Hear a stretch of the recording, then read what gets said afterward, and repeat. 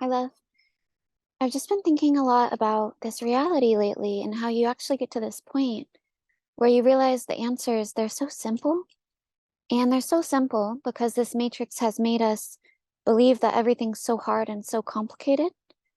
This matrix has indoctrinated our mindsets into thinking that we live in quite a scary and awful place.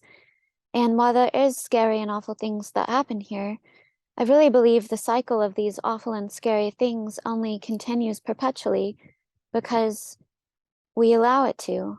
And the festering of these dark things, they wouldn't be as powerful as they are if we didn't allow them to fester within our fields and within our own minds. This reality has so much potential. I mean, look at me. I'm lying in grass. Cool. Like I could just be chilling in grass all summer long and just eating yummy foods, like healthy yummy foods and meeting new people. I'm realizing that many more people are waking up than we know because many people who are waking up aren't unfurling their process on social media because they understand that social media is a highly divisive mechanism that's used to farther perpetuate our inner spiritual crisis, our inner spiritual battle. All of these things around us, they don't just signify symbolism of a lost mind, of a chaotic world. They are the perpetuation of an inner cycle of spiralized self-sabotage. And this spiralized self-sabotage, this is the crisis of the soul, the dark night. But the thing is, your soul's only supposed to go through a dark night every now and then it's supposed to come out of it and move forward. But we have people who are stuck in these chronic dark nights because we are continuously subjecting ourselves to false versions of reality, versions of movies and television shows, even songs these days. They have violence written into them. Perpetual violence, perpetual self-harm is done unknowingly. It's almost like this machine was set up in such a way where no matter what button you press, you'll definitely be entertained. But through this entertainment, you'll also be traumatized because watching certain TV shows and television shows, they're just traumatizing. Whether it's watching someone get assaulted or violated or watching someone have to heal from that for years. I mean, my love goes out to everyone who's healing from that. I'm one of those people too, but to sit down and call it entertainment, to watch someone go through that and to feed ourselves this entertainment without thought, there's something wrong. There's something so wrong in this reality. Since when did entertainment and talent and excitement have to go hand in hand with witnessing endless trauma cycles that other people go through? Since when did we think it was okay to subject ourselves to no life on one end of reality, where people go to work day after day and they stagnate and they feel suppressed in their work culture, they feel unseen, and they work endlessly? You never have to really do that. We're told we have to do that, but that's a lie. Just look at the Australian Aboriginals. They did not work that often. They danced and sang. They took care of things they needed to take care of, but most of their time was spent in community and singing and dancing. Why aren't we doing that? We're living a lie, and it's because we're the ones who allow ourselves to buy that lie by consistently lying to ourselves to feed into that lie. So living in this endless version of struggle, this endless, monotonous mirage of, well, this reality's hard. You got to work every day. You got to do things you don't like. You got to suffer. Living in our own cesspool of martyrdom, we're just perpetuating the matrix as we do that. And then when we watch these television shows that act as though they're unveiling something. Oh, look, someone went through suffering. They were hurt, they were violated, and now they're healed. That's cool every now and then. But people are watching this all the time. People are watching endless suffering on their screens and wondering why they're endlessly suffering. That which we feed our minds eventually feeds into the pathways of our heart. But no one really taught us this, so we go around feeding ourselves trash, you know? So many pop songs out there are just indoctrinated MK Ultra programs running through the subconscious.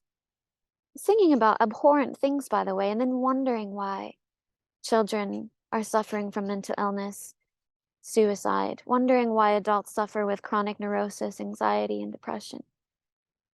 We wonder why our reality is so messed up while constantly feeding ourselves the exact poison that we remain curious to find.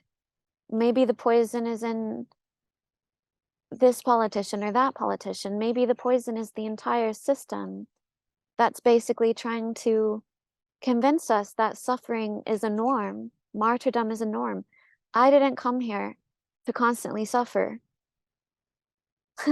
I know that in the spiritual awakening journey, there's moments where you do suffer, and I've suffered greatly, but I didn't come here to make that a daytime pattern of subconscious obsession because I've realized the answer is so easy and so beautiful and so righteous. And that answer is just sit in some grass and have a picnic and be courageous. Like, go out and meet people, talk to people. Don't be ashamed of sharing your soul with people. No matter what happens, they may judge you at first, but eventually you'll find the right souls who really value you for you. Go out and explore this territory of life. And the more you do that, the less you'll want to watch entertainment. It's not really entertaining anymore. It's just propagandized images on a screen. The less you'll want to tap into Netflix, the less you'll want to listen to songs that are really about romantic obsession. A lot of people who create these songs create them with the subconscious impulse that they want to get you hooked on a mental program. And a lot of times that mental program is mental obsession with another person, romantic obsession. The more you touch base with the earth, you tap into the ground, you tap into other powerful living visionaries, you study, you read instead of watching and consuming certain TV shows and movies that are not there for the empowerment of you, but for the disempowerment of you. The more you tap into a natural existence, the more you're bewildered by the synchronicities that meet you and find you. Because the key to attracting these synchronicities is to allow yourself to let them in. And when you block your field with dark television shows and dark TV movies, or when you block your field with weird songs and hymns that are sort of like spells woven into what seem to be lyrics, but at a deeper level, they're sort of these mental spells. When you free yourself from that pathway, you start to realize that everything in this reality is trying to work with you, not against you. And this idea that reality was built to turn you into a martyr, that you are a perpetual crucifixion, was a lie. You're not that. You are the embodiment of perpetual life if you so choose to be. And I'm asking you to choose that if you feel called. And you choose that by doing what feels synchronistic, lovingly, random, exciting, impulsive, but from a heart-centered space, not an ego-centered space. When you live through your heart, it's almost impossible to plug into the matrix because the matrix becomes so glaringly obvious and you become so deeply disinterested and emancipated in your own way. And that is what we must do.